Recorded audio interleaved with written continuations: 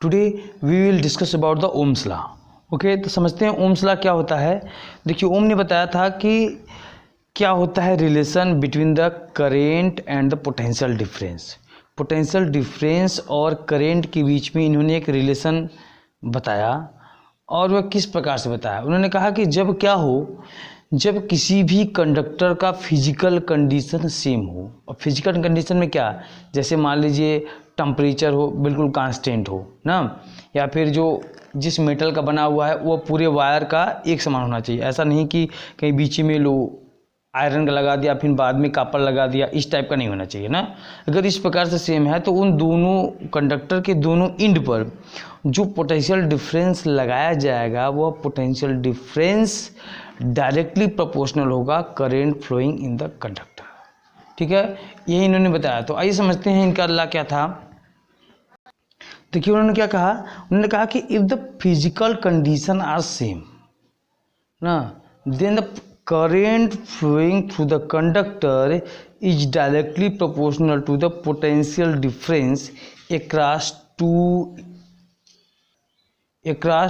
ends of the conductor। ठीक है, उन्होंने कहा जैसे कहा फिजिकल कंडीशन में मैंने लिखा है टेम्परेचर हो गया, जैसे मटेरियल हो गया, मतलब पूरे वायर का जो मटेरियल होना चाहिए एक समान होना चाहिए ना। जैसे हो गया एरिया ऑफ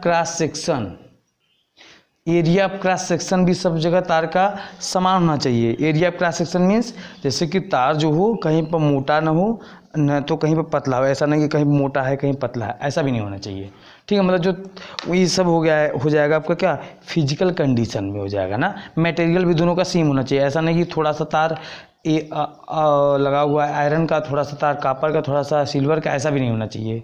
तब अगर इस प्रकार से होता है तो जो पोटेंशियल डिफरेंस होगा दोनों एंड के बीच में वह क्या हो जाएगा, वह डायरेक्टली प्रोपोर्शनल होता है। क्या डायरेक्टली प्रोपोर्शनल हो जाता है current flowing in the conductor के। ओके, समझते हैं इसको। इन्होंने क्या कहा कि जो करंट फ्लो हो रहा है यह डायरेक्टली प्रोपोर्शनल होगा पोटेंशियल डिफरेंस। ठीक है, across the two ends of the conductor. जैसे मान लो कोई कंडक्टर है, ये क्या होगा भाई, ये कोई कंडक्टर हो गया। ठीक है, अब हमने इस कंडक्टर को अब यही इसका देखो, ये वाला ये जो एरिया है ये क्रॉस सेक्शन एरिया होता है ना। क्रॉस सेक्शन मतलब जैसे पेन देख रहे हो ना, ये यहाँ पर जो ऊपर वाला हिस्सा होगा ये पूरा ये एरिया ऑफ क्रॉस सेक्शन होता है। ठीक, तो अब इसको मान लीजिए हमने क्या किया, इसको किसी सेल या बैटरी के द्वारा क्या किया, हमने इसको जोड़ दिया। ठीक है, सेल या बैटरी की तरह जब जोड़ दिया तो अब इन दोनों एंड्स के बीच में जो पोटेंशियल डिफरेंस होगा इसमें करंट जो फ्लो हो रहा है उसके क्या हो जाएगा, डायरेक्टली प्रोपोर्शनल हो जाएगा। अरे भाई, कभी कभी आप नोटिस किए होगे ना कि जैसे क्या करते होगे, जैसे आप मान लीजिए आप कोई मशीन चला रहे हो या फिर कोई आप डिवाइस इलेक्ट्रिक डिवाइस चला रहे हो, जैसे लाइक आप टीवी चला रहे हो, तो आप देखा आपने कि कहते हो कि वोल्टेज कम है, कहते हो कभी कहते हो आप क्या कि वोल्टेज कम है, तो आप जाकर के स्टेबलाइजर से वोल्टेज बढ़ाते हो। तो वोल्टेज बढ़ाते मतलब क्या, वहीं पोटेंशियल डिफरेंस को ही वोल्टेज कहा जाता है। जब आप पोटेंशियल डिफरेंस बढ़ा देते हो मतलब वोल्टेज बढ़ा देते हो या फिर कम कर देते हो। जब कम कर देते हो तो आई भी कम हो जाता है, जब वोल्टेज बढ़ा देते हो तो आई भी क्या हो जाता है, बढ़ जाता है ना। बात समझ में आ रहा है। जब आप वोल्टेज बढ़ाते हो, वोल्टेज बढ़ेगा तो क्या होगा, करंट बढ़ेगा।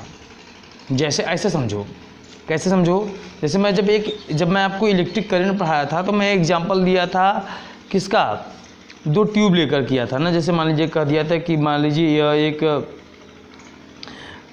एक कोई भी बीकर है, ठीक है, यहाँ पे एक दूसरा बीकर है, ठीक है, ऐसे, ठीक है। इसको हमने दोनों क्या किया भाई, पाइप से कनेक्ट कर दिया, इन दोनों को पाइप से कनेक्ट कर दिया गया। अब क्या होगा, अब इसमें मैं वाटर भरूंगा तो क्या हो जाएगा, इसमें वाटर धीरे धीरे आएगा इसमें। तो ऐसा क्यों हो रहा है, क्योंकि लेवल का डिफरेंस हो रहा है। पानी इसमें ऊपर तक भरा हुआ है तो इसमें पानी नीचे तक आता जाएगा। लेकिन जब क्या हो, जब इसमें भी वाटर यहाँ तक भर जाएगा और इसमें भी यहाँ तक हो जाएगा, तब फ्लो होना क्या हो जाएगा, बंद हो जाएगा। लेकिन अब इसको क्या करो, लेवल को बढ़ा दो, इसको और ऊंचाई पर रख दो। इसको आप मान लीजिए यहाँ पर रख दो, आप यहाँ पर इसको रख देते हो। अब इसको पाइप के द्वारा कनेक्ट करो तो क्या हो जाएगा, अब लेवल का डिफरेंस बढ़ गया। जब लेवल का डिफरेंस बढ़ जाएगा तो क्या हो जाएगा, करेंट, वाटर करंट जो होगा वो भी क्या हो जाएगा, बढ़ जाएगा। वो भी क्या होने लगेगा, वो भी तब तेज फ्लो करने लगेगा। तो जैसे यहाँ पर लेवल डिफरेंस को बढ़ाने से इसमें फ्लोइंग ऑफ वाटर तेज हो रहा है, या लेवल डिफरेंस जब कम करोगे तो फ्लोइंग ऑफ वाटर भी क्या हो जाएगा, कम हो जाएगा। सेम इसी प्रकार से इलेक्ट्रिक करेंट भी होता है ना। जब दोनों इंड्स के बीच में जब क्या करोगे, जब आप पोटेंशियल बढ़ाओगे तो उन दोनों के बीच में जो करंट फ्लोइंग का जो रेट होगा वो भी क्या हो जाएगा, बढ़ता चला जाएगा। जैसे यहाँ पर जब जितना ज़्यादा पोटेंशियल होगा, इन दोनों इंड पर जितना ज़्यादा पोटेंशियल होगा उतना तेजी से इसमें करंट फ्लो करेगा। एक्चुअली होता क्या है, ये पोटेंशियल ज़्यादा होता है, यहाँ पर ज़्यादा चार्ज होंगे तो तेज़ी से, बहुत तेज़ी से इलेक्ट्रॉनों को अट्रैक्ट करेंगे ना। जब चार्ज कम हो जाएगा वो तो वही उतना ही क्या हो, जैसे आप देखते होगे जब कोई आपका सेल है, कोई भी चीज़ है, तो जब उसमें कहते हो कि बैटरी कम हो गई है, बैटरी कम हो गया मतलब उसका चार्ज जो है वो कम हो गए हैं, कुछ चार्ज डिस्ट्रॉय हो गए हैं। तो देखते हो कि जो मान लीजिए बल्ब लगा हुआ है वो क्या होता है, बहुत स्लो जलता है। जैसे मान लीजिए बहुत डीम में जलेगा। जैसे मान लीजिए एक बैटरी हो गया है, आपने इससे क्या किया है, एक बल्ब कनेक्ट किया हुआ है, ठीक है। जब इससे बल्ब कनेक्ट किए हो तो जब बैटरी देखते हो जब बहुत पुरानी हो जाती है तो कहते हो कि जो लाइट दे रहा है बहुत कम दे रहा है। जब नया होता है तो ज़्यादा देता है। तो नया होने का मतलब क्या, जब नया होता है तो यहाँ पर पोटेंशियल डिफरेंस ज़्यादा होते हैं, यहाँ पर चार्ज ज़्यादा होते हैं। जब चार्ज ज़्यादा हो जाएगा तो पोटेंशियल डिफरेंस ज़्यादा हो जाएगा। जब पोटेंशियल डिफरेंस ज़्यादा होगा तो करंट भी क्या करेगा, ज़्यादा फ्लो करेगा। तब क्या करेगा, करंट ज़्यादा फ्लो करेगा। मतलब अगर भी ज़्यादा होगा तो आई भी ज़्यादा होगा। मतलब ऐसे भी कह सकते हो, जब भी ज़्यादा होगा तो आई भी ज़्यादा होगा। मीन्स होगा V is directly proportional to the current flowing in the conductor होगा। आई होप आपको समझ में आ रहा होगा, ठीक है। तब इस प्रोपोर्शनलिटी को तोड़ने के लिए एक कांस्टेंट लगाया जाता है R। ये हो गया एक कांस्टेंट ना, आप क्लास 9 से पढ़ते आए होगे, जब एक प्रोपोर्शनलिटी को हटाया जाता है कांस्टेंट आ जाता है। तो यहाँ पर R क्या है, where R is a constant ना। ये R क्या है, एक कांस्टेंट है, जिस कांस्टेंट को एक नाम से, स्पेशल नाम से जाना जाता है। क्या, इट नोन एज रेजिस्टेंस। इसे हम लोग किस नाम से जानते हैं भाई, रेजिस्टेंस कहा जाता है, ठीक है। अब आप कहोगे, कुछ बच्चे अच्छे वाले जो बच्चे होते हैं वो कहते हैं कि sir ji R is a constant. आप बहुत अच्छा वर्ड बोल रहे हैं। जब R एक कांस्टेंट है, जब सर हम क्लास 9 में पढ़े थे तो पढ़े थे F is equal to G m1 m2 by R का स्क्वायर। यहाँ पर G आपने बताया था कि एक कांस्टेंट होता है, जिस G की जो वैल्यू होती है कितना, 6.67 इंटू 10 टू द पावर कितना होता है बताइए, -11 ना, -11 न्यूटन मीटर स्क्वायर पर केजी स्क्वायर। इस प्रकार से आपने पढ़ा था।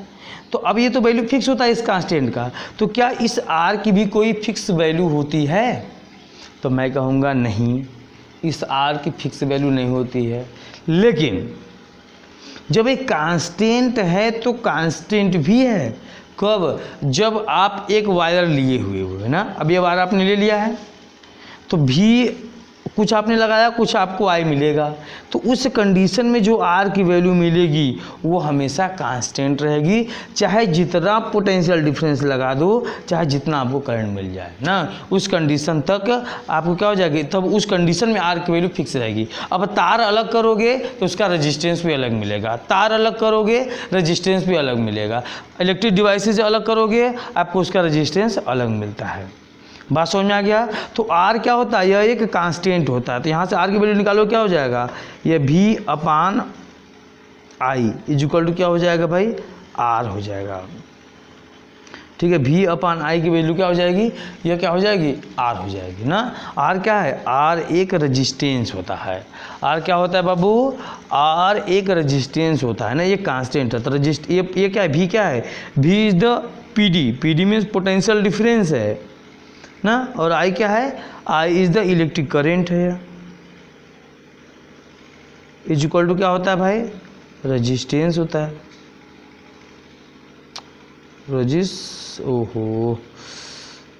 रेजिस्टेंस। आज मेरा दिमाग गड़बड़ हो गया क्या, ये क्या हो जाएगा, रेजिस्टेंस। ओके। चलिए भाई, तो ये क्या हो जाएगा, जो ये potential difference upon current value किसके बराबर होती है, ये होता है रेजिस्टेंस के बराबर हो जाता है।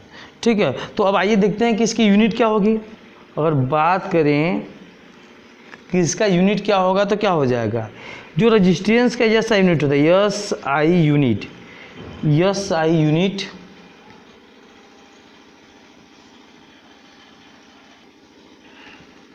एस आई यूनिट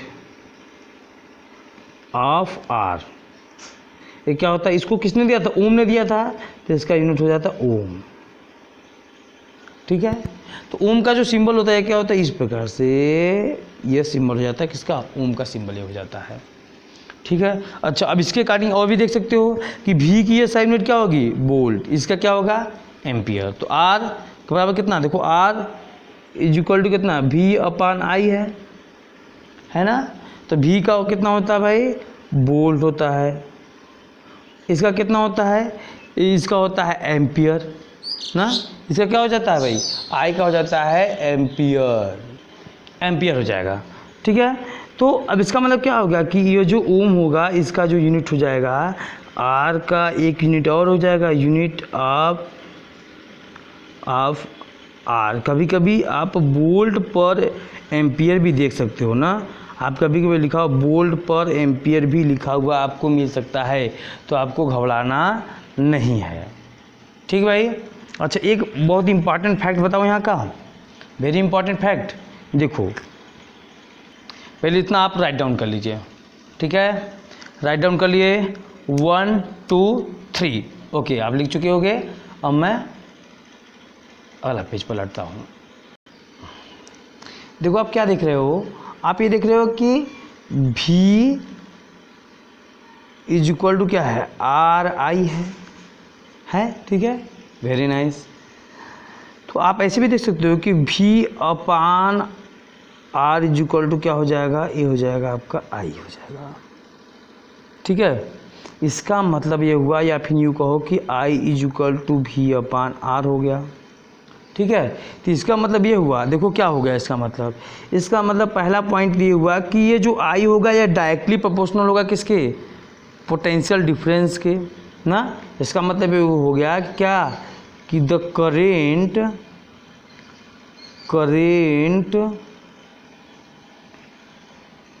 इसका मतलब होगा कि the current is directly proportional to the potential difference हो जाएगा।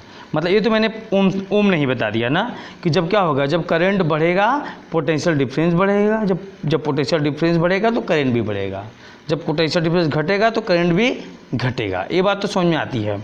अब देखो दूसरी बात क्या उन्होंने बता दिया, इस फॉर्मूले से क्या निकल के जा रहा है, आई उल्टा आर, ये क्या इन्वर्सली प्रोपोर्शनल दिख रहा है ना, मतलब क्या हो जाएगा, I is inversely proportional to the जी, ये जो सिंबल देखो दोनों के सेम होता है, प्रोपोर्शनल का और इनवर्सली प्रोपोर्शनल का।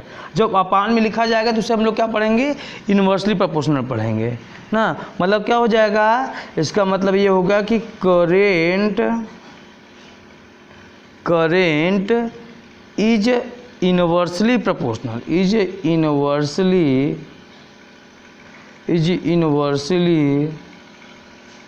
प्रोपोर्शनल, इनवर्सली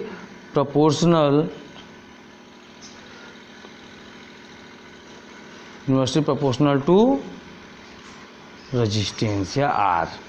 ठीक है, रेजिस्टेंस के जो करेंट होगा वह इनवर्सली प्रोपोर्शनल होगा। अब इसका मतलब आप क्या समझते हो, इनवर्सली का मतलब ये समझते हो कि इनवर्सली का मतलब ना कि जब आर बढ़ेगा तो आई कम हो जाएगा, जब आई कम हो जाएगा, सॉरी जब आर कम हो जाएगा तो आई क्या हो जाएगा, बढ़ जाएगा। देखो रेजिस्टेंस का मतलब क्या होता है ये समझते हैं ना, तब आपको समझ में आएगा। रेजिस्टेंस का मतलब होता है बेटा अपोज करना या रुकावट डालना। क्या होता है, रुकावट डालना या फिर अपोज करना। अब आप समझ सकते हो कि जब क्या होगा, जब करेंट में रुकावट जब ज़्यादा हो जाएगा, जब चार्ज को फ्लो होने की जब रुकावट ज़्यादा हो जाएगा तो चार्ज फ्लो कम होंगे, है ना। जब क्या हो जाएगा, जब रुकावट कम हो जाएगा तो चार्ज बढ़ेगा। सिंपल से ऐसे समझो ना, ये कोई कंडक्टर है भाई, ये क्या है, कोई भी कंडक्टर है। अब यहाँ पर इसमें चार्ज फ्लो हो रहे हैं ना, ये ऐसे इलेक्ट्रॉन इधर इलेक्ट्रॉन फ्लो हो रहे हैं, ठीक है, ये आपको पता ही होगा, इलेक्ट्रॉन इस प्रकार से फ्लो हो रहा है। अब इलेक्ट्रॉन को फ्लो होने में अगर रुकावट बढ़ रहा है तो इसका मतलब क्या हो रहा है, करंट मतलब चार्ज कम फ्लो करेंगे। जब चार्ज कम फ्लो करेंगे तो करंट कम फ्लो करेगा। क्यों?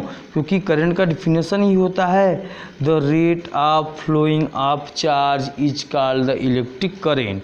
जब चार्ज कम फ्लो होंगे तो इसका मतलब करंट कम फ्लो होगा। तो इसका मतलब यही कहा जाए, जब रजिस्टेंस ज़्यादा हो जाएगा, जब रजिस्टेंस ज़्यादा हो जाएगा तो करंट क्या हो जाएगा, कम हो जाएगा। जब रजिस्टेंस कम मतलब रुकावट कम हो जाएगा तो चार्ज ज़्यादा फ्लो करेगा। सपोज करें एक कोई पाइप है, इसमें से वाटर फ्लो हो रहे हैं, तो वाटर को फ्लो होने में अगर यहाँ पर कोई भी चीज़ ऐसा लगा दिया जाए जो कि वाटर को फ्लो न होने दे तो क्या हो जाएगा, तो वाटर के पार्टिकल कम फ्लो करेंगे। इसका मतलब क्या हो रहा है, वाटर करंट कम फ्लो करेगा। जब रजिस्टेंस हट जाएगा मतलब रुकावट हट जाएगा तो करंट ज़्यादा फ्लो करेगा। बात समझ में आ गई ना? ये बात इंपॉर्टेंट है, नोट कर लीजिए इन दोनों पॉइंटों को, और ये साथ में ये भी नोट कर लीजिए, ठीक है। कि जब क्या हो जाता है, जब रजिस्टेंस ज़्यादा होगा, एग्जाम में सीधे सीधे क्वेश्चन बनता है ना कि when the resistance are increase then what on effect of electric current ना। तो इलेक्ट्रिक जब रजिस्टेंस इंक्रीज होगा, अब इसे समझो, जब रजिस्टेंस इंक्रीज होगा तब क्या होगा, जब करेंट डिक्रीज होगा। जब रजिस्टेंस डिक्रीज होगा तब करेंट इंक्रीज होगा। बस ये उल्टा वाला फंडा होगा, ठीक है। जब रजिस्टेंस बढ़ेगा तो करंट कम हो जाएगा, जब रजिस्टेंस कम हो जाएगा तो इलेक्ट्रिक करंट बढ़ेगा। ओके, इतना बात समझ में आ गया? वेरी नाइस, बहुत अच्छे, समझ में इतना बात आया, बहुत अच्छा। तो लेकिन से अगर बात करता हूँ मैं पोटेंशियल डिफरेंस का, तो ऐसा नहीं होगा। Potential difference is equal to V is equal to क्या है, आई आर है ना। लेकिन अगर क्या हो जाए, अगर पोटेंशियल डिफरेंस कितना हो जाए, अगर पोटेंशियल डिफरेंस कितना हो जाए, डबल हो जाए। अगर पोटेंशियल डिफरेंस क्या हो जाएगा, डबल हो जाएगा, तो इलेक्ट्रिक करंट आल्सो भी डबल हो जाएगा ना, ये भी डबल हो जाएगा, याद रखना। जब पोटेंशियल डिफरेंस डबल तो इलेक्ट्रिक करंट भी डबल ना। जब पोटेंशियल डिफरेंस कितना हो जाएगा, हाफ हो जाए, जब पोटेंशियल डिफरेंस हाफ हो जाएगा ना, ठीक है भाई, तब क्या हो जाएगा, तो इलेक्ट्रिक करंट भी क्या हो जाएगा, हाफ हो जाएगा। क्लियर हुआ? समझ में आ रहा है? मतलब अगर पोटेंशियल डिफरेंस 4 टाइम्स हो जाए तो इलेक्ट्रिक करंट भी 4 टाइम्स हो जाएगा। जब पोटेंशियल डिफरेंस भी 4 टाइम्स हो जाएगा तब इलेक्ट्रिक करंट भी क्या हो जाएगा, 4 टाइम्स हो जाएगा। अब समझ में आ गया? मतलब जैसे जैसे पोटेंशियल डिफरेंस बढ़ेगा वैसे वैसे इलेक्ट्रिक करंट बढ़ेगा, जैसे जैसे पोटेंशियल डिफरेंस कम होगा वैसे वैसे इलेक्ट्रिक करंट भी कम होगा। लेकिन रजिस्टेंस पर प्रभाव उसका क्या होगा, उल्टा पड़ेगा। रजिस्टेंस पर उसका प्रभाव क्या होगा, बिल्कुल उल्टा पड़ेगा। करंट से रजिस्टेंस का अगर हम लोग कंपेयर करेंगे तो उसका प्रभाव जो हो जाएगा बिल्कुल क्या हो जाएगा, उल्टा हो जाएगा, ठीक है। इसका मतलब यह हुआ कि यदि हम लोग क्या करें, अगर किसी ऑपरेटर्स के लिए पोटेंशियल डिफरेंस और करंट में अगर ग्राफ खींचोगे तो बिल्कुल सीधा आएगा, बिल्कुल सीधा आएगा। ये ग्राफ ये रजिस्टेंस को डिनोट करता है, आर इक्वल टू क्या हो जाता है, V अपान आई हो जाता है ना। किसी भी समय में ये आपका मान लीजिए यहाँ पर ये V1 शो किया, उसी समय ये क्या शो किया, उसी समय ये I1 शो किया ना। तो उस समय रजिस्टेंस निकालोगे तो V1 अपान I1 की वही वैल्यू आएगी जब कुछ देर बाद कोई V2 यहाँ पर हो जाए और यहाँ वैल्यू नोट करो I2, तो ये वैल्यू सेम ही आएगी, V2 अपान I2 के भी बराबर। जितना यहाँ पर वैल्यू V और I की वैल्यू निकालने में जितना डिवाइड करने में जितना आ रहा है उतना V2 और I2 को डिवाइड करोगे तब पर भी उतना आएगा। जितना कभी भी कुछ भी वैल्यू लेते जाओगे ये वैल्यू हमेशा क्या रहना है, कांस्टेंट रहेगा। हमेशा क्या रहेगा, बिल्कुल कांस्टेंट रहेगा। ओके भाई, बहुत अच्छे।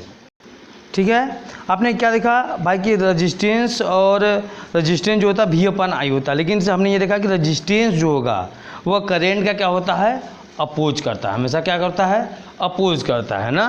तो आप समझिए कि सर जी रजिस्टेंस होता क्या है, तो रजिस्टेंस होता है, resistance is the property of conductor due to which the oppose the flow of electric current. ठीक है, यह किसी कंडक्टर की ऐसी प्रॉपर्टी होती है जो कि करेंट को क्या करता है, अपोज करता है।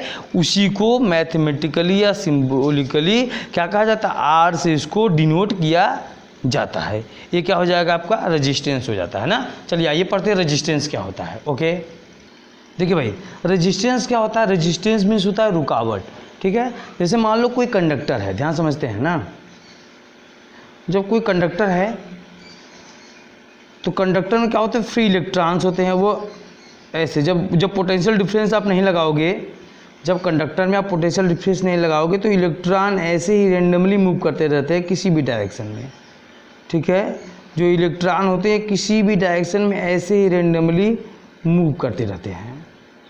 ठीक है, जब क्या करते थे, जब उसी कंडक्टर को हम लोग क्या करते हैं, जब पोटेंशियल डिफरेंस लगा देते हैं। पोटेंशियल डिफरेंस लगाने का मतलब मैं जो बोल रहा हूँ क्या समझ रहे हो, कि मैं इसको बैटरी या सेल के द्वारा जोड़ रहा हूँ ना।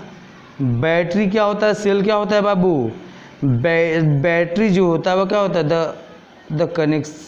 द कम्बिनेशन ऑफ सेल ना। ढेर सारे सेलों का अगर कम्बिनेशन कर दिया जाएगा तो उसे क्या कहेंगे, हम लोग कहा जाएगा बैटरी। चलो देखो, ये मान लीजिए एक सेल है, ये पॉजिटिव होता है, नेगेटिव होता है, करंट की डायरेक्शन यू होता है ना, इलेक्ट्रॉन लेके इधर आएंगे। अब देखो जब क्या होगा, जब जो फ्री इलेक्ट्रॉन होते हैं ये ऐसे मूव करते रहते हैं, इधर मूव करें इधर मूव करें ऐसे ना।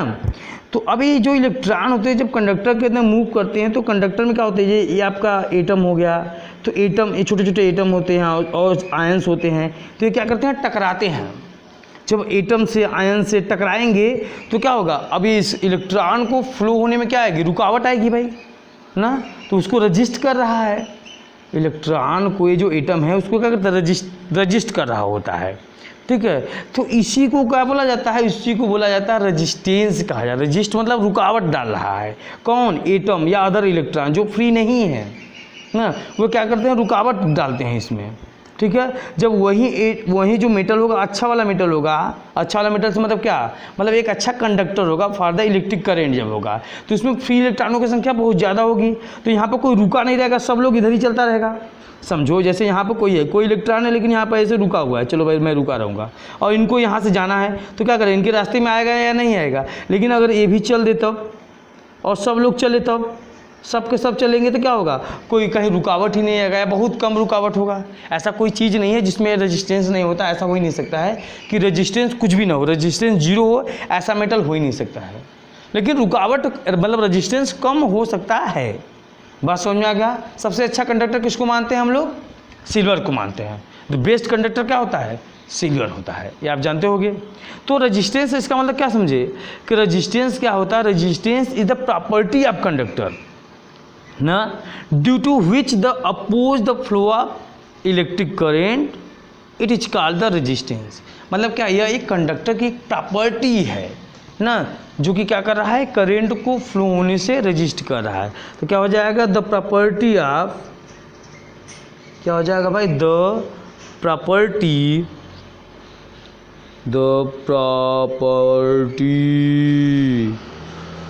ऑफ अ कंडक्टर ना, ये क्या, एक कंडक्टर की प्रॉपर्टी होती है। ठीक है, ठीक है, the property of conductor due to which the opposes the flow of current through it is called the, through it मतलब क्या, मतलब जो कंडक्टर है उसके थ्रू जो करंट फ्लो कर रहा है उसको अपोज करना ही क्या कहलाता है, रेजिस्टेंस कहलाता है। इसका अपोजिशन जो होता है यही क्या हो जाता है भाई, रेजिस्टेंस हो जाता है ना। क्या होता है resistance, the resistance of conductor is numerically equal to the ratio of potential difference across the end conductor flowing through it. मतलब क्या हो जाए, रेजिस्टेंस जो हो जाता है ये क्या होता है, ये न्यूमेरिकली इक्वल होता है क्या, पोटेंशियल डिफरेंस अपान में इलेक्ट्रिक करंट के इक्वल होता है। बात समझ में आ गया भाई, बात समझ में आ गया, बहुत अच्छे। तो इसका मतलब क्या हो गया, resistance of a conductor depend on ना, जो रेजिस्टेंस होता है यह किन किन चीज़ों पर डिपेंड करता है ना। देखो रेजिस्टेंस वो किन किन चीज़ों पर डिपेंड करता है, ध्यान समझना है, बहुत इंपॉर्टेंट पॉइंट है ना, बहुत ही इम्पॉर्टेंट ये पॉइंट मैं बताने जा रहा हूँ।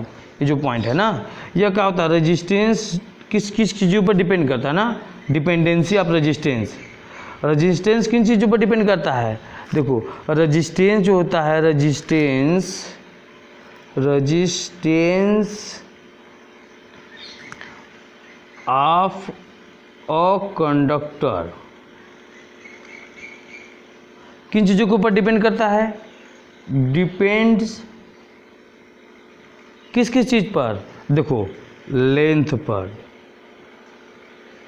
जो वायर का लेंथ होता है इसके ऊपर डिपेंड करता है, ठीक है। दूसरा चीज़ थिकनेस के ऊपर डिपेंड करता है, मतलब कितना पतला है तार या कितना मोटा है तार, इस बात के ऊपर डिपेंड करता है। तीसरा चीज़ नेचर ऑफ मटेरियल के ऊपर डिपेंड करता है, नेचर ऑफ मटेरियल के ऊपर डिपेंड करेगा ना, मतलब किस चीज़ का, जैसे मैंने बोला ना अभी आपको, क्या बोला कि जो सिल्वर होता है वो बेस्ट कंडक्टर होता है ना, तो ऐसे। और किसी के ऊपर डिपेंड करता है, टेम्परेचर के ऊपर डिपेंड करता है। क्या होता है, टेम्परेचर के ऊपर भी क्या करता है भाई, डिपेंड करता है। बात समझ में आ गया ना। तो इन सब फैक्टर्स के ऊपर क्या करता है, जो रेजिस्टेंस होता है या डिपेंडेंट होता है, जो रेजिस्टेंस होता है इन सभी फैक्टरों के ऊपर डिपेंडेंट होता है ना। या कैसे कैसे डिपेंड करता है, इसकी बातें मैं जब पढ़ाऊंगा आपको, क्या जब मैं पढ़ाऊंगा वो क्या पढ़ाऊंगा, रेजिस्टिविटी। जब आपको रेजिस्टिविटी पढ़ाएंगे तो वहाँ पर आपको ये बातें समझ में आ जाएंगी। चलिए आगे बढ़ते हैं। ओके भाई बात समझ में आ गया ना, किस प्रकार से डिपेंड करता है, मतलब उस पर अलग अलग बातें होंगी ना, कि लेंथ पर किस प्रकार से डिपेंड करता है, थिकनेस पर कैसे करता है, नेचर ऑफ मटेरियल के ऊपर कैसे करता है, टेम्परेचर के ऊपर कैसे करता है ना। आपकी किताबों में देखो दो बातें केवल मिलेगी आपको लेंथ और थिकनेस के ऊपर मिल जाएगा किताब में ना, लेकिन मैं बात करूँगा नेचर ऑफ मटेरियल के पर भी बात करूँगा और टेम्परेचर पर भी कैसे डिपेंडेंट होता है रेजिस्टेंस, मैं वहाँ पर आपको इसके बारे में भी बात करूँगा और दिखाऊँगा कि कैसे टेम्परेचर के ऊपर भी डिपेंडेंट रेजिस्टेंस होता है। किताब क्लास हाई स्कूल तक ही नहीं मिलेगा आपको किताबों में, ठीक है। चलो अच्छा, अब समझते हैं आगे भाई। चलिए अच्छा, इसकी बातें कर ही लेते हैं ना, नहीं तो आप परेशान हो जाओगे कि सर जी पता नहीं कब वीडियो आएगा वो। देखो लेंथ पर, देखो मैं बता रहा हूँ, जो रेजिस्टेंस ऑफ वायर होता है ये लेंथ के डायरेक्टली प्रोपोर्शनल होता है। मतलब अगर लेंथ बढ़ेगा तो रेजिस्टेंस भी बढ़ेगा। मतलब ऐसे समझो कि ऐसे समझो, यहाँ पर अगर लेंथ इंक्रीज होगा तो रेजिस्टेंस भी इंक्रीज होगा, ठीक है। मैं 60 में एकदम बता रहा हूँ। अच्छा थिकनेस की बात करो, थिकनेस क्या होता है, देखो यही पता होता है थिकनेस, ये थिकनेस, तो ये इसकी जो एरिया क्रॉस सेक्शन होती है इसे बोला जाता है ए, कहते हैं, क्या बोलते हैं ए, यह ए इसकी एरिया क्रॉस सेक्शन। वायर के देख लो ना पार्ट ए वाला, जैसे देखो ये वाला जो पार्ट है, ऐसे कोई वायर है ना, तो ये वाला जो पार्ट होता है ये अभी एरिया क्रॉस सेक्शन कहलाती है। ये वाली जो एरिया होती है इसे हम लोग क्या कहेंगे, ए कहेंगे, ठीक है। तो एरिया ऑफ क्रॉस सेक्शन की क्या होता है, यह इनवर्सली प्रोपोर्शनल होता है। इसका मतलब क्या होगा, अगर एरिया ऑफ क्रॉस सेक्शन बढ़ेगा तो रेजिस्टेंस घटेगा। इसका मतलब क्या समझे कि अगर तार जो हो जाए पतला हो जाए, अगर तार देखो पतला हो जाएगा तो एरिया ऑफ सेक्शन कम हो गया, तब रेजिस्टेंस क्या हो जाएगा, बढ़ जाएगा ना। अगर ए क्या हो जाएगा, अगर ए कम हो जाएगा तो रेजिस्टेंस क्या हो जाएगा, बढ़ जाएगा। समझ में आ गया बात ना। और टेम्परेचर पर समझते हैं। टेम्परेचर क्या होता है, जब टेम्परेचर बढ़ेगा तो रेजिस्टेंस भी बढ़ेगा। ये बातें होंगी कंडक्टर के लिए, याद रखना। अगर क्या आ जाए, अगर सेमीकंडक्टर आ जाए तो बातें अलग आ जाएंगी, ध्यान रखना ये बात ना। इसलिए मैं कह रहा हूँ जब वहाँ पर आपको रजिस्ट्रिविटी पढ़ाऊंगा तो मैं बेहतरीन बताऊँगा। जब टेम्परेचर बढ़ाओगे तो रेजिस्टेंस भी क्या हो जाता है, बढ़ जाता है। लेकिन किसके लिए, कंडक्टर में केवल ऐसा होगा, ये बात ध्यान रखना है। अगर सेमीकंडक्टर के लिए पूछ दिया जाए या इंसुलेटर के लिए पूछ दिया जाए तो ऐसा नहीं होगा। अगर सेमीकंडक्टर का टेम्परेचर बढ़ाओगे तो रेजिस्टेंस नहीं बढ़ेगा ना, रेजिस्टेंस बल्कि घट जाता है वहाँ पर। ठीक है, ये बातें आपको ध्यान रखनी है। इसलिए यहाँ पर समझो, टेम्परेचर जब कंडक्टर का बढ़ाओगे तो रेजिस्टेंस भी क्या होगा, यहाँ पर टेम्परेचर भी इंक्रीज कर जाए। अरे टेम्परेचर इंक्रीज करोगे तो रेजिस्टेंस भी क्या हो जाएगा, इंक्रीज हो जाएगा। और बात होती है मटेरियल का, तो मटेरियल के लिए कोई न्यूमेरिकली वैल्यू या मैथमेटिकल वैल्यू नहीं दिया गया है। मतलब ऐसे कि भाई मैथमेटिकली वैल्यू की आयरन के लिए, सिल्वर के लिए, ऐसा कुछ भी नहीं है ना भाई। जैसे अब वो एटॉमिक नंबर के हिसाब से जब जिसमें फ्री इलेक्ट्रॉन्स जिसमें ज़्यादा हो जाएंगे उसका रेजिस्टेंस क्या रहेगा, कम रहेगा। जब फ्री इलेक्ट्रॉन्स कम रहेंगे तो रेजिस्टेंस क्या रहेगा, ज़्यादा रहेगा। ऐसे आपको समझना है। ठीक है, ये बात तो समझ में आ गई। अब ऐसे समझो ना, अब मैं तो आपको समझाता एक और तरीके से। जैसे सपोज करो कि ये कोई कंडक्टर है,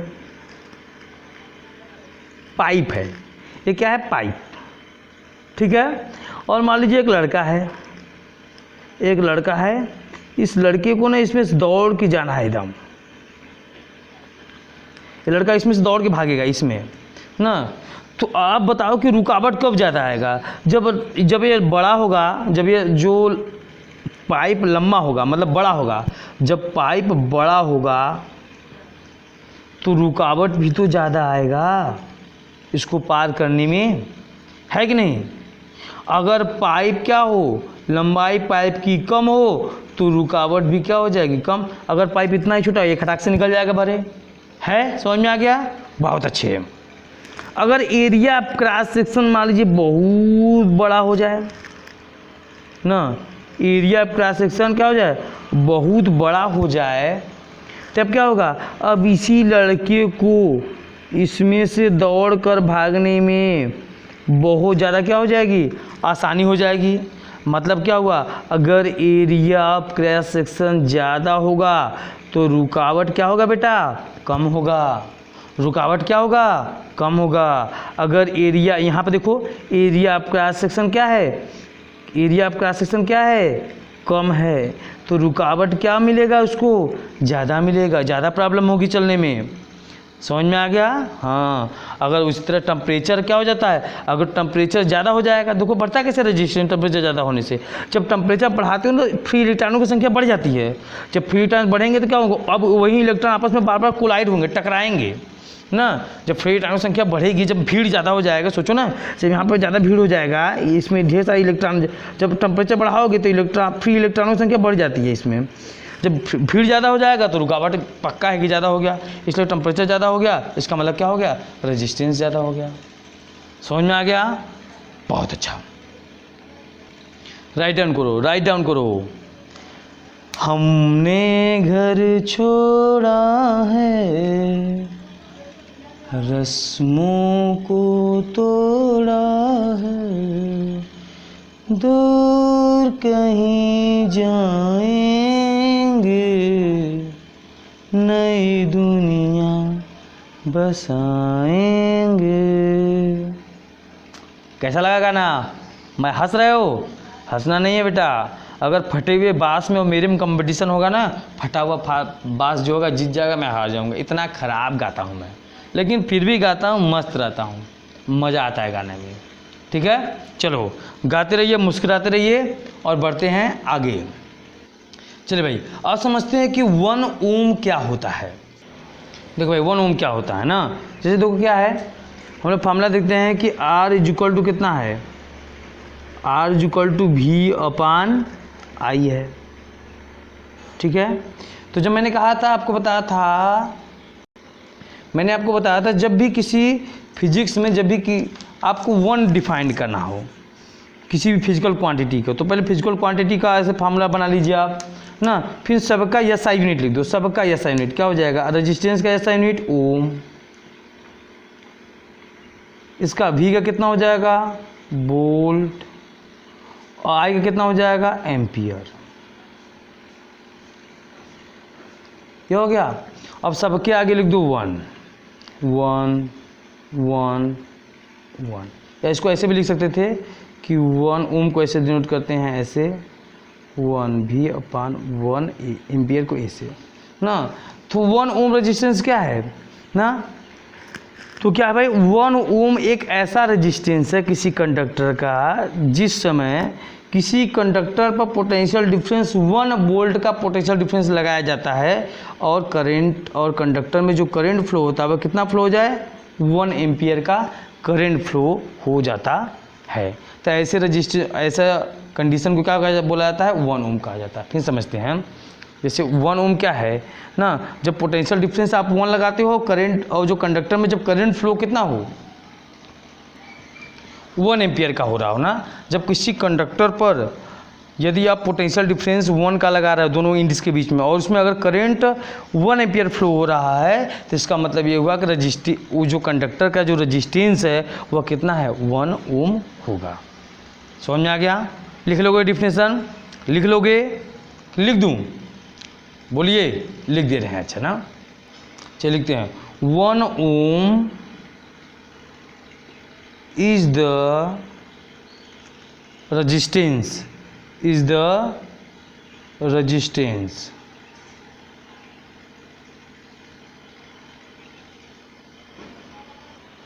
ठीक है। 1 ओम क्या है भाई 1 ohm is the resistance of conductor. 1 ohm क्या है एक किसी रेजिस्टेंस का कंडक्टर है जब क्या हो if 1 volt potential difference applied to its end then current flow 1 ampere ना। जब दोनों इंड के बीच में 1 वोल्ट का पोटेंशियल डिफरेंस अप्लाई किया जाता है तो करेंट यदि 1 एम्पियर का फ्लो हो रहा है तो इसका मतलब ये हुआ कि जो रेजिस्टेंस है कंडक्टर का वह कितना है, वह रेजिस्टेंस 1 ओम होगा। ठीक है, कितना होगा भाई 1 ओम होगा, तभी ऐसा पॉसिबल हो सकता है। ओके, बात समझ में आ गया? बहुत अच्छे। चलो भाई कुछ क्वेश्चन देख लेते हैं ना। चलिए क्वेश्चन देखते हैं। क्वेश्चन लिख दे। क्वेश्चन कैसे बताएं, पहले ऐसे ही बता देता हूँ ना। मान लो कोई कंडक्टर है, उस कंडक्टर में मान लो 4 एम्पियर का करंट फ्लो हो रहा है। कितना 4 एम्पियर का करंट फ्लो हो रहा है। कब? जब उस पर मान लीजिए 10 वोल्ट का पोटेंशियल डिफरेंस लगाया जाता है ना। तो बताइए कि उस इलेक्ट्रिक डिवाइस का रेजिस्टेंस क्या होगा। तो उसका क्या हो जाएगा R इक्वल टू क्या होता है, ये पढ़े हो देखो V/I होता है। तो R की वैल्यू कितनी हो जाएगी, V की वैल्यू कितनी है भाई 10 है, इसकी वैल्यू कितनी होगी 4 हो गया। कितना हो जाएगा 2 5 या 10 2 2 या 4 कितना हो जाएगा 2.5 क्या ओम। ओम का सिंबल ये होगा। समझ में आ गया अच्छे से? बहुत अच्छी बात है। दूसरा सवाल बिना क्वेश्चन बताए देखो कर रहा हूँ ना। जैसे मान लो कोई क्वेश्चन और ले लेते हैं। मान लीजिए क्या है, कोई मान लो एक बल्ब है ऐसे ना, ये मान लीजिए बल्ब हो गया, किसी प्रकार का डिवाइस है, बल्ब कुछ भी है यहाँ पर, और इसको हमने क्या किया एक बैटरी से कनेक्ट कर दिया। ठीक है, या ये सेल है, मान लीजिए सेल है। तो मान लीजिए सेल का जो पोटेंशियल डिफरेंस है मान लीजिए कितना है 12 वोल्ट है।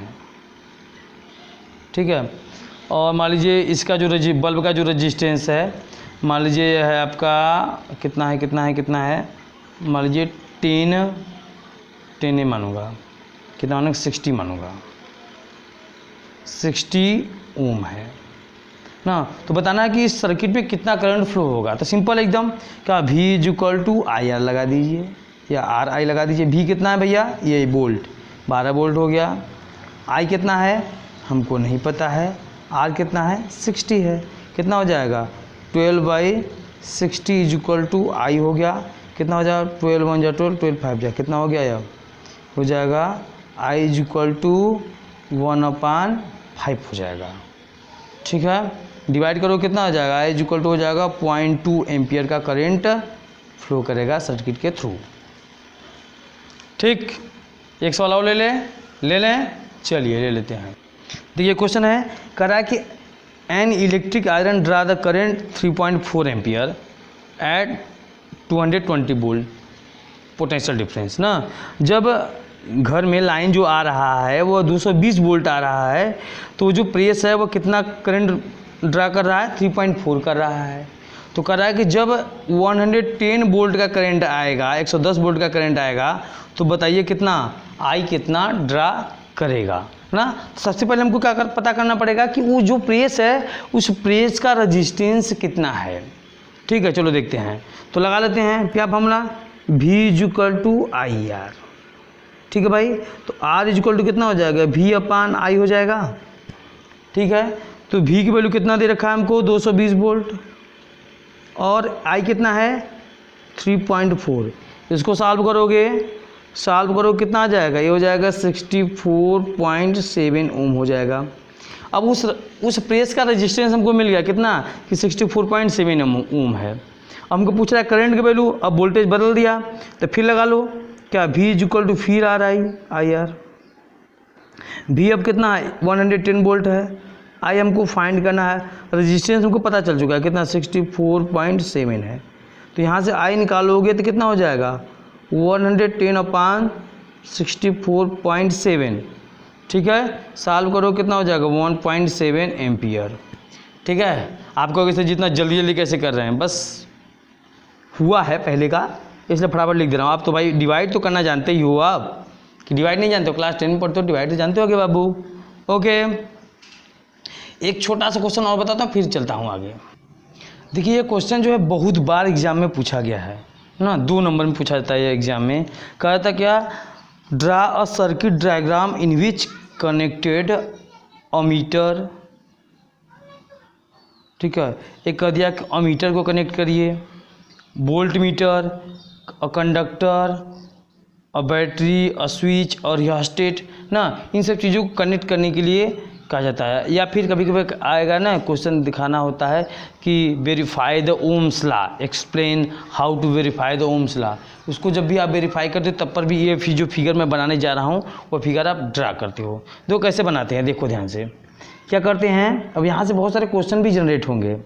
ये क्या करते हैं, एक अमीटर जोड़ते हैं, ये मान लीजिए आपका अमीटर हो गया, ये हो गया अमीटर ना। हमने क्या किया, प्लस कर दिया, यहाँ पे क्या कर दिया माइनस। ठीक है, अब इसको ले जाकर के इस वायर को कहाँ कनेक्ट करेंगे, वोल्ट मीटर में कनेक्ट करेंगे। किसको, वोल्ट मीटर में कनेक्ट कर लेते हैं। ये हो गया आपका वोल्ट मीटर ना, ये हो गया प्लस, यहाँ पर हो गया माइनस। ठीक है, अब यहाँ पर वो वायर कनेक्ट करते हैं जिस वायर का आपको रेजिस्टेंस फाइंड करना होता है ना। ये एक्सपेरिमेंट का भी मेथड बता रहा हूँ ना। इसी प्रकार से आप क्या कर सकते हो, या प्रैक्टिकल करोगे। ठीक है, कि कैसे आप एक निकालोगे, प्रूव करोगे कि कोई भी रेजिस्टेंस जो है वो वोल्टेज को बढ़ाओगे तो करंट की वैल्यू बढ़ेगी ना। तो लेकिन रेजिस्टेंस की वैल्यू वहाँ से जब निकालते हो तो यही रेजिस्टेंस जिसकी निकालनी होती है यहाँ पर जोड़ते हैं उसको। ठीक है, फिर इस रेजिस्टेंस एक वायर ले आ करके हम लोग जोड़ देते हैं किसमें, रियोस्टेट में। अब यहाँ पर बताता हूँ, पहले देखिए ये मान लीजिए क्या हो गया, ये मेरा एक बैटरी हो गया।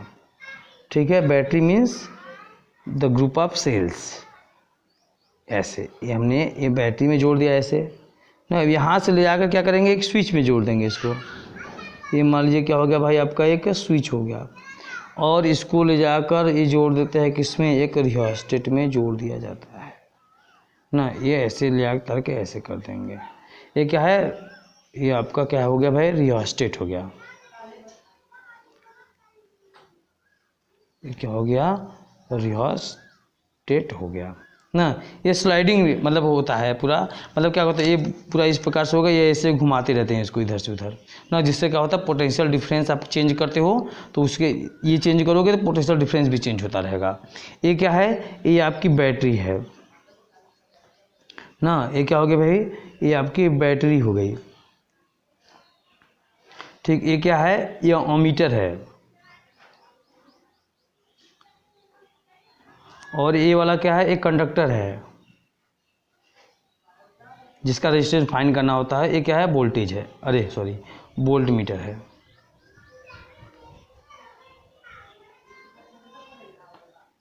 ठीक है भाई, इस प्रकार से कनेक्ट करोगे, बस इतना करने का आपको 2 नंबर आराम से एग्जाम में मिल जाता है। ठीक है, तो यहाँ पर क्वेश्चन बनता है क्या कि सर्किट को मतलब अमीटर को सर्किट के साथ कैसे कनेक्ट करते हैं, तो यह सीरीज कॉम्बिनेशन है। और ये जो वोल्ट मीटर को जोड़ा गया, कैसे जोड़ा गया जाता है, पैरेलल में जोड़ा जाता है ना। अभी आगे बताऊंगा कि कैसे पैरेलल में जोड़ते हैं, पैरेलल क्या होता है, कॉम्बिनेशन क्या होता है, सीरीज कॉम्बिनेशन क्या होता है। फिलहाल याद रखिएगा कि वोल्ट मीटर को कैसे जोड़ा जाता है, पैरेलल में जोड़ा जाता है, और मीटर कैसे जोड़ा जाता है, तो सीरीज में जोड़ा जाता है ना। ये क्वेश्चन एग्जाम में बहुत बार पूछा गया है कि अमीटर को कैसे जोड़ते हैं और वोल्ट मीटर को कैसे जोड़ते हैं।